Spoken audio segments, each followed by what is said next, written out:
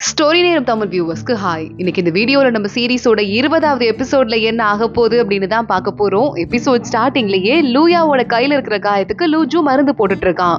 சின்ன வயசுல இருந்து எனக்கு நிறைய அடிபட்டுச்சுங்கிறதால மருந்து போட்டு போட்டு நானே ஒரு மினி டாக்டராவே மாறிட்டேன்னு லூஜு சொல்ல, உன்னை யார் அட்டாக் பண்ணுது அப்படின்னு லூயாவை கேக்குறா. சின்ன வயசுல இருந்து எனக்கு பாதுகாப்பு பெருசா இல்ல அப்படின்னு லூஜு டாபிக்க பெருசா பேசாம மாத்தி விட்டுறான். நீ எதுக்காக இந்த இடத்துக்கு வந்திருக்க அப்படின்னு கேக்குறான். என் குடும்பத்தை தேடி வந்திருக்கேன். என் குடும்பத்தை எதிரிங்க புடிச்சிட்டாங்க. எனக்கு இப்ப யாருமே இல்ல. என் தம்பி ஒருத்தன் தான் இருக்கான் அப்படின்னு சொல்ல, ஓ அப்படியா அப்படின்னு சோகமாயிட்டு, நான் வேணா உனக்கு ஹெல்ப் பண்றேன் உன் குடும்பத்தை கண்டுபிடிக்கிறதுக்கு. ஏன்னா நானும் சின்ன வயசுல இருந்து துரத்தப்பட்டு அனாதையா வளர்ந்த பையன் தான் அப்படின்னு லூஜு சொல்ல, அப்போ உன் குடும்பத்து மேல உனக்கு பயங்கரமா கோவம் இருக்கும் போலயே அப்படின்னு லூயா கேட்டு பாக்குறா. லூஜு பிளாஷ்பேக்கு போயிடுறான். குட்டி வயசா இருக்கும் போது அவன் பாட்டுக்கு வால் பிராக்டிஸ் பண்ணிக்கிட்டு அவங்க அப்பாவை அப்பா அப்படின்னு கூப்பிட, உன்ன மாதிரி ஒரு கேவலமான பிறவி என் பையனா இருக்கிறதுக்கு வாய்ப்பே இல்ல, என்ன அப்பான்னு கூப்பிடாது அப்படின்னு கத்திட்டு போயிருக்காரு. அதெல்லாம் யோசிச்சு பார்த்துட்டு அது ரொம்ப ஒரு சோக கதை. எனக்கு வந்து குடும்பம் யாருமே இல்ல, அதனால அதை பத்தி கவலைப்படாம விட்டுரு அப்படின்னு லூஜு அங்கிருந்து போக லூயா பாக்குறா. நான் தான் உன் அக்கா அப்படின்னு சொல்லிட்டா என்னை இப்பவே வெறுத்துருவ போலயே அப்படின்னு யோசிக்க ஆரம்பிக்கிறா. இங்க பைச்சாவை பாக்குறதுக்கு ஹோங்மி வரா. உனக்கு மருந்து கொண்டு வந்திருக்கேன் கொடி அப்படின்னு சொல்ல, உடனே பைச்சா எங்க போன என்ன ஆச்சு அப்படின்னு கேள்வி கேட்டுக்கிட்டு இருக்கான். நான் ஒரு இடத்துக்கு போனேன்டா, அங்க ஒரு கருப்பு பாம்பு இருந்தது, என்ன மாஸ்டர்னு கூட கூப்பிடுச்சு தெரியுமா அப்படின்னு உடனே ஹோங்மி சொல்லிக்கிட்டு இருக்க. மாஸ்டர்னு கூப்பிடுச்சா, என்ன சொல்ற? கருப்பு பாம்பு அப்படிங்கிறது இருக்கிறதுலே ரொம்ப பழமையான ஒரு டீமன் பீஸ்ட், அது ஏன் ஒன்ன மாஸ்டர்னு கூப்பிடணும் அப்படின்னு கேட்டுட்டு இருக்கும் போதே லெமன் அங்க உள்ள வந்துடுறான். பைச்சாவை பாக்குறான். ஹோங்மி பார்த்துட்டு ரெண்டு பேரும் நான் இன்ட்ரோடியூஸ் பண்ணி வைக்கிறேன் அப்படின்னு பண்ணி வைக்க, உடனே லெமன் உன்ன மாஸ்டர் கூப்பிடுறாரு என்னன்னு போய் கேளுன்னு வாலண்டியரா அவளை அனுப்பி வச்சுட்டு, லெமனுக்கு எல்லா விஷயமே ஞாபகம் இருக்கு போல போன ஜென்ம கதையில இருந்து. பைச்சாவை பார்த்து எதுக்கு இங்க வந்த, நீ சும்மா அவளை நிம்மதியா வாழ விட மாட்டியா, அவ பாட்டுக்கு நல்லா தானே இருந்துட்டு இருக்கான்னு கேட்க பைச்சா பாக்குறான். உனக்கு எல்லாமே ஞாபகம் இருக்கான்னு கேக்குறான். எல்லாம் ஞாபகம் இருக்கு, ஹோங்மி தனியா தான் கஷ்டப்படுவாளேன்னு அவளை பாத்துக்கிறதுக்காக தான் நான் இந்த இடத்துக்கு வந்தேன். இங்க பாரு, ஜின்ஷுக்கும் எதுவும் ஞாபகம் இல்ல, அவர் பாட்டுக்கு வாழ்க்கையை வாழ்ந்துட்டு இருக்காரு, டிஸ்டர்ப் பண்ணாதன்னு சொல்ல, ஜின்ஷுக்கு நல்லா ஞாபகம் இருக்கு, இப்பதான் என்ன பார்த்து திட்டிட்டு போறதுக்கு வந்தாரு, நீ தான் அப்பாவியா வாழ்ந்துட்டு இருக்க, ஜின்ஷு ஒரு மனுஷனே கிடையாது, அங்க அவ்வளவு தூரம் ஹோங்மியை கஷ்டப்படுத்தி நீங்க மறுபடியும் கஷ்டப்படுத்திட்டு வந்திருக்கான், அவன்லாம் மனுஷனா அப்படின்னு கேட்டு இருக்க. லெமன் பாக்குறான். அவர் எது செஞ்சாலும் அதுல ஒரு அர்த்தம் இருக்கும், நீ தேவையில்லாம அவங்க விஷயத்துல தலையிடாத, புரியுதா அப்படின்னு சொல்ல, கல்யாணம் பண்ணிக்கிறேன்னு ப்ராமிஸ் பண்ணிட்டு வேற ஒரு பொண்ணை கல்யாணம் பண்ணிக்க போனதெல்லாம் ஒரு மனுஷ ஜென்மத்திலே வராது, இதுல கடவுள்னு வேற நீ சொல்லிக்கிட்டு இருக்க அப்படின்னு பைச்சா கத்த ஆரம்பிக்கிறான்.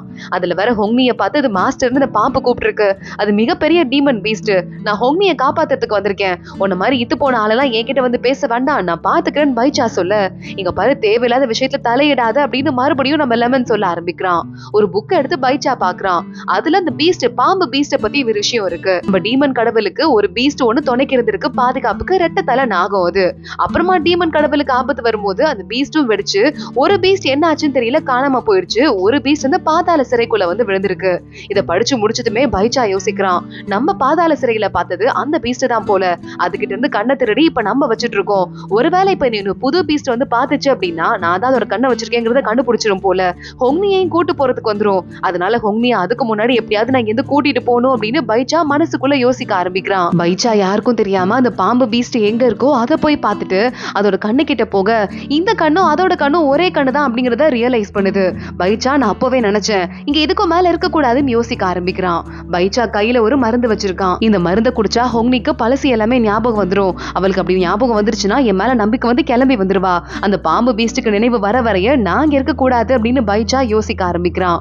ஜின்ஷு நின்னுக்கிட்டு நம்ம அசிஸ்டன்ட்ட கூப்பிடலாமா வேண்டாமா அப்படின்னு அவனுக்குள்ளேயே யோசிக்க ஆரம்பிக்க, சரி ஓகே கல்யாணம்னா நிறைய ரிச்சுவல்ஸ் எல்லாம் பண்ண வேண்டியிருக்கும், அது மட்டும் இல்லாம நான் ஹோங்மி கிட்ட கல்யாணம் பண்ண போறேன்னு சொல்ல போறேன், இதுக்கும் மேல வெயிட் பண்றதுக்கு எனக்கு மனசே வரல, ஆனா ஒரு வேளை நான் கல்யாணம் பண்ணதுக்கு அப்புறமா அவளுக்கு ஞாபகம் வந்து இந்த கல்யாணம் செல்லாதுன்னு சொல்லிட்டு கோவப்பட்டா என்ன பண்றதுன்னு யோசிச்சுட்டு விறுவிறுன்னு புக்கெல்லாம் எடுத்து படிக்க ஆரம்பிக்கிறான். அதுல நிறைய போட்டிருக்கு இந்த மாதிரி ஞாபகம் வந்ததுக்கு அப்புறம் ஒருத்தங்களுக்கு எப்படி வேணா மனசு மாறலாம் அப்படின்னு.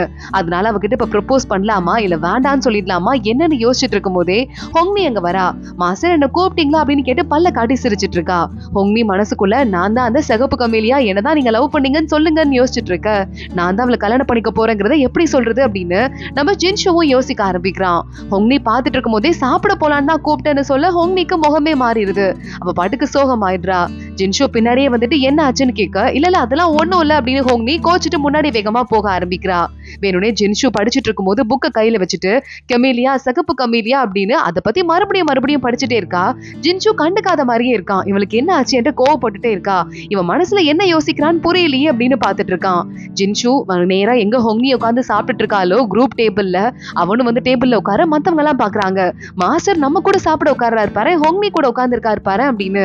ஆனா ஜின்ஷு எல்லா சாப்பாடையும் எடுத்து ஹோங்னிக்கு வச்சுட்டு இதை சாப்பிடு உடம்புக்கு நல்லதுன்னு சொல்ல இந்த ஆள் சொல்ல மாட்டான் போல அப்படின்னு ஹோங்னி மனசுக்குள்ள கோவப்பட்டுட்டு நேரா கோவிலுக்கு கிளம்பி போயிடுறா. சாமி கும்பிட்டுட்டே கடவுளே ப்ளீஸ் எப்படியாவது அவர் எனக்கு ப்ரொபோஸ் பண்ண வைங்களேன், நான் தான் அந்த பழைய காதலின்னு சொல்ல வைங்களேன் இவ யோசிச்சுட்டு இருக்க. அந்த இடத்துக்கு குன்லூன் வந்துடுறான். ஏய் உனக்கும் இதை பாக்குறதுக்கு லூயா மாதிரியே இருக்குதான்னு கேட்க ஏய் எனக்கும் தோணுச்சுடா, உனக்கும் அப்படிதான் தோணுதா, ஒரு வேலை அது லூயாவா இருக்குமோ அப்படின்னு கேட்க இருக்கிறதுக்கு நிறைய வாய்ப்பு இருக்கு. ஆனா அந்த லூஜு ஒரு காலம் அவன் பின்னாடியே லூயா சுத்திக்கிட்டு இருக்கா. என்ன பொறுத்த வரையா அவங்க 2 பேரும் ஃபேமிலியா இருக்கிறதுக்கு வாய்ப்பு இருக்கு அப்படின்னு குன்லூன் சொல்லிட்டு கொஞ்சம் சந்தோஷமா சிரிக்க ஆரம்பிக்கிறான். லூஜோவும் லூயாவும் வெளியே போயிட்டே இருக்காங்க தேடிட்டு. கரெக்டா அந்த நேரம்னு பார்த்துட்டு உங்க தம்பியை இதுக்கு மேல எங்க போய் கண்டுபிடிக்கிறதுன்னு லூஜு கேட்க இல்ல ரொம்ப பக்கத்துலதான் என் தம்பி இருக்கான், ஆனா ரொம்ப தூரத்துல இருக்க மாதிரி ஒரு ஃபீல் ஆயிட்டு இருக்கு அப்படின்னு லூயா சொல்றா. அப்படின்னு பார்த்து இவளை துரத்திட்டு வர ஆளுங்க சுத்தி வந்துடுறாங்க. உங்களை நான் என்ன பண்றேன் பாருன்னு லூஜு அவங்க கிட்ட சண்டைக்கு போட போயிட்டு இருக்கான். ஆனா அவங்க என்ன தேடி வந்திருக்காங்க, ஒரு நிமிஷம் இரு அப்படின்னு லூயா முன்னாடி போயிட்டு அவளோட 9 பால் பவரை காட்டி அங்க இருக்கிற அத்தனை பேரையும் தெரிச்சு ஓட விடுறா. லூஜு கண்டுபிடிச்சிடுறான். நீ 9 பால் உனக்கு இருக்கு, நீ என்னோட அக்கா லூயாவா, இதுக்கு மேல நீ ஏமாத்தி சுத்திக்கிட்டு இருக்காத, நாங்க உங்களை மாதிரி கிடையாது, நான் ஒரு கேவலமான பிறவி, உனக்கும் எனக்கும் குடும்பம் சொல்லிக்கிறதுக்கு எந்த அருகதையும் கிடையாது, ஏன்னா நான் அவ்வளவு மட்டமான ஆளு, என்ன விட்டுரு அப்படின்னு கத்திட்டு அங்கிருந்து கோவத்தோட கிளம்பி போயிடுறான். லூயா பிளாஷ்பேக்கை யோசிக்கிறா. லூயா குட்டி வயசுல இருந்தே சண்டை கத்துக்கிறதுல ரொம்ப ஆர்வமா இருந்திருக்கா. அவளை பாத்துக்க வர ஆண்டி இங்க பாருமா நீ பொண்ணு சண்டை கத்துக்க தேவையில்லை, சின்னதா எம்ப்ராய்டரி போட கத்துக்கோன்னு சொல்ல எனக்கு இதுதான் பிடிச்சிருக்கு, நான் என் தம்பியை பார்க்க போக போறேன் அப்படின்னு லூயா சொல்றா. உன் தம்பின்னு சொல்லாத, அவரை உங்க அப்பாவுக்கு கோவம் வந்துட போகுது, பிளீஸ் இனிமே இந்த மாதிரி பேசாத, அந்த பையனை பார்க்க கூடாது அப்படின்னு சொல்லிட்டு அவங்க நம்ம லூயாவை கண்ட்ரோல் பண்ணிருக்காங்க. இத பத்தி யோசிச்சுட்டு நம்ம லூயாவுக்கு வாயில இருந்து ரத்தமா கொட்ட ஆரம்பிக்குது. அப்படியே அங்கேயே விழுந்துடுறா. ஆனா நம்ம லூஜு அங்க காணோம். அங்க இருந்து கிளம்பி கோச்சிட்டு போயிடுறான். நேரா லூயாவோட ஷேடோ அங்க வந்து லூயாவை அங்க இருந்து கூட்டிட்டு போகுது. இங்க அந்த பாம்பு பீஸ்ட் இன்னும் முழிச்சுட்டே இருக்கவன் திடீர்னு கண்ணை திறந்து பாக்குறான். ஏதோ உனக்கு ஒரு மாதிரி வித்தியாசமா இருந்துட்டு இருக்கு. இங்க ஹோங்னி கிட்ட மறுபடியும் ஜின்ஷு வந்துடுறான். இன்னும் உன்ட்டு ஏதாவது பேசணும், நான் முக்கியமான விஷயத்த உன்ட்டு சொல்லல அப்படின்னு ஜின்ஷு சொல்ல இப்பயாவது ஏதாவது உருப்படியா சொல்ல போறாரான்னு பாக்கலாம் அப்படின்னு ஹோங்னி வெயிட் பண்ணிட்டு இருக்கா. நான் போன ஜென்மத்துல நடந்த நம்மளோட கதையை பத்தி சொல்ல போறேன், இந்த கதை அப்படின்னு சொல்லிட்டு அவங்க 2 பேரையும் பத்தி பேச ஆரம்பிக்க ஹோங்னிக்கு கண்ணுல கண்ணீரே வந்துருது. நம்ம 2 பேரும் என்ன பண்ணோம்னு எனக்கு ஃபுல்லா தெரியல, நிறைய ஞாபகம் இல்ல, ஆனா அந்த ரெட் கெமேலியா பூ நான் தானா அப்படின்னு கேட்க ஆமா நீ தான் அந்த கெமேலியா பூ, நான் ஒண்ணுதான் லவ் பண்ண அப்படின்னு எல்லா கதையும் ஜின்ஷு சொல்லி முடிக்கிறான். ஒரு மேலோட்டமா தான் சொல்றான். இன்னும் உனக்கு முழுசா ஞாபகம் வரணும் அப்படின்னா நீ என்ன தெரியுமா பண்ணணும், என்கிட்ட கேளு, நான் உனக்கு எல்லாத்தையும் ஞாபகம் வர வைக்கிறேன், இல்லனா உனக்கு வர வேண்டாம் அப்படின்னு நினைச்சேன்னா அது கூட ஓ இஷ்டம்னு சொல்லிட்டு நான் உனக்கு கல்யாணம் பண்ணிக்கணும்னு ஆசைப்படுறேன், உனக்கு கல்யாணம் பண்ணிக்கலாமா அப்படின்னு கேட்க ஹோங்னி பாக்குறா. எனக்கு கொஞ்சம் யோசிக்கிறதுக்கு டைம் கொடுங்க அப்படின்னு சொல்றா. ஜின்ஷு எவ்வளவு நேரம் வேணாலும் எடுத்துக்கோ அப்படின்னு சொல்ல அடுத்து ஹோங்னி கிளம்பி வந்துடுறா. அடுத்த நாள் காலையில பைச்சாக்கு மருந்து கொடுக்கறதுக்காக போக பக்கத்துலயே லெமன் நின்னுட்டு இருக்கான். என்ன ஆச்சு நீங்க 2 பேரும் பேசிக்கலையா அப்படின்னு கேட்க அதெல்லாம் ஒண்ணும் இல்ல, நாங்க பேசிட்டு தான் இருக்கோம் அப்படின்னு லெமன் பேச ஆரம்பிக்கிறான். நீ இவன்கிட்ட பேசிக்கிட்டே இருக்கு, எனக்கு இவனை பார்த்தா அவ்வளவா பிடிக்கல அப்படின்னு நம்ம லெமன் அங்க இருந்து கிளம்பிட என்னை காப்பாத்துறதுக்கு ரொம்ப தேங்க்ஸ், நீ எனக்கு முன்னால இருந்தே ஹெல்ப் பண்ணிக்கிட்டு இருக்க, போன ஜென்மத்துல இருந்தே நீ ஹெல்ப் பண்ணிக்கிட்டு இருக்க, நீ மட்டும் இல்லைன்னா நான் எப்பயோ இறந்து போயிருப்பேன். ஆனா அந்த ஜின்ஷு இருக்காரு, அவரை பத்தி நீ தெரிஞ்சுக்கணும்னு ஆசைப்பட்டு தான் இப்ப என்கிட்ட வந்திருக்கன்னு தெரியுது. ஆனா ஜின்ஷு ஒண்ணு சாதாரண ஆள் கிடையாது, உன்னை ரொம்பவே கொடுமைப்படுத்தினா, நீ பட்டு கஷ்டத்துல தான் நீ எரிஞ்சு போயிட்டு தான் இந்த இடத்துக்கு வந்த, நீ உயிரோட வந்ததே பெரிய அதிசயம்னு சொல்ல ஹோங்னி அமைதியா பாத்துட்டு இருக்கா. இந்த நீ மருந்து குடிச்சனா எல்லாமே உனக்கு ஞாபகம் வந்துரும்னு சொல்ல ஹோங்னி அதை கையில வாங்கிக்கிறா. இங்க லெமன் நேரா கிளம்பி மறுபடியும் இந்த பீஸ்ட பாக்கலாம் அப்படின்னு ஜெயிலு கிட்ட வந்துடுறான். வந்துட்டு பூச்சுவை பார்த்து நான் உள்ள போனோடா, என்ன உள்ள விட போறியா இல்லையான்னு கேட்க அதுக்குள்ள அங்க சீனியர் வந்துடுறாரு. உங்களால இஷ்டத்துக்கு இப்படிலாம் உள்ள போயிட்டு வந்துட்டு இருக்க முடியாது, நிறைய முக்கியமான விஷயம் இங்க நடக்க போகுதுன்னு சொல்ல சாரி அப்படின்னு அங்க இருந்து அவன் கிளம்பி ஓடி போயிட இங்க பார்த்தா இங்க இருக்கிற டீமன்ஸ் எல்லாம் வெறி பிடிச்ச மாதிரி சுத்திக்கிட்டு இருக்காங்க. ராஜா ராஜா அப்படின்னு கத்த ஆரம்பிக்கிறாங்க. என்ன நடக்குதுன்னு சீனியரே யோசிக்க ஆரம்பிக்கிறாரு. இங்க ஹோங்னி யோசிக்கிறா, இதுக்கு மேல வெயிட் பண்ண கூடாது, குடிச்சிடலாம் அப்படின்னு அந்த மருந்து எடுத்து வேகமா அவ குடிக்க ஆரம்பிக்க லைட்டா மயக்கம் வர மாதிரி இருக்கு. ஒன்னா எல்லாமே அவளுக்கு ஞாபகம் வந்துருது. இவ குட்டி பூவா இருந்தது, ஜின்ஷு அவளுக்கு சக்தி கொடுத்தது, அதுக்கும் மேல அது மட்டும் இல்லாம கடைசியில ஜின்ஷுவே அவளை வந்து எரிஞ்சுக்கிட்டே பாதியில அவளை வழி அனுப்பி வச்சது எல்லாமே ஞாபகம் வந்துருது. ஹோங்னி வேகமா வெளியே வரா. ஜின்ஷு அங்க கெமிலியா மரத்துக்கிட்ட நின்னுகிட்டு இருக்கான். இங்க ஹோங்னி வந்துட்டு இந்த மரத்துல இருக்கிற பூ லேசா உதிர ஆரம்பிக்குது, இது உதிர்ந்து முடிக்கிறதுக்குள்ள என்ன கல்யாணம் பண்ணிக்கிறேன்னு சொன்னீங்க, இன்னமும் அந்த வாக்கு நடக்குமா போலாமா அப்படின்னு கேட்க, நீ உனக்கு எல்லாமே ஞாபகம் வந்துருச்சா அப்படின்னு ஜின்ஷு ஓடி வந்து அவளை கட்டி பிடிச்சுக்கிறான்.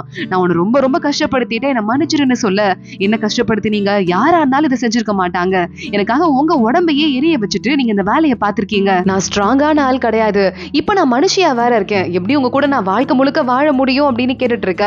ஆனா இதுக்கும் மேல வந்துட்டு உன்னை எனக்கு இழக்கிறதுக்கு மனசு இல்ல, என்ன கல்யாணம் பண்ணிக்கிறியா அப்படின்னு சொல்லிட்டு கேட்டுட்டு நம்ம ஜின்ஷு ஹோங்னிக்கு கிஸ் பண்ண ஆரம்பிச்சிடுறான்.